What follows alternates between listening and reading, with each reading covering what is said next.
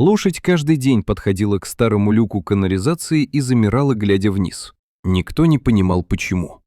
Пока однажды оттуда не донесся звук, и то, что они нашли внутри, потрясло всю деревню. В тихой деревушке, где жизнь текла неспешно, словно ручей после теплого летнего дождя, жила коричневая лошадь по имени Луна. Она была не просто животным, а настоящей достопримечательностью, гордостью и любимицей всех местных жителей. Каждое утро ее хозяин Франц выводил Луну на прогулку по знакомым тропинкам. И каждый раз в одном и том же месте, у старого заброшенного оврага на окраине деревни, она останавливалась. Ее поведение было странным. Луна топала копытом, громко фыркала и отказывалась идти дальше. Сначала Франц не придавал этому значения, считая это капризом. Но с каждым днем настойчивость лошади только усиливалась. Она будто врастала в землю, словно что-то удерживало ее на месте.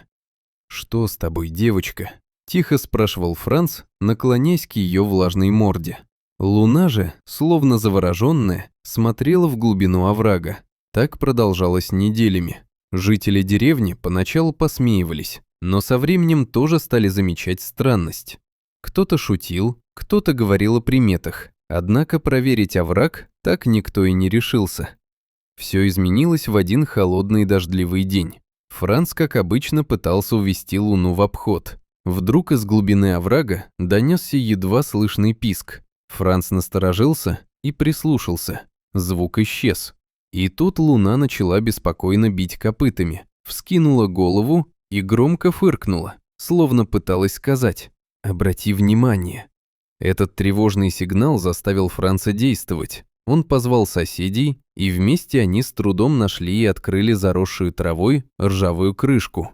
То, что они увидели, потрясло всех. На дне, в холодной грязной воде, среди обломков кирпича, сидел крошечный котенок. Он дрожал, был мокрым и истощенным, из последних сил цепляясь за кусок кирпича, как за спасение.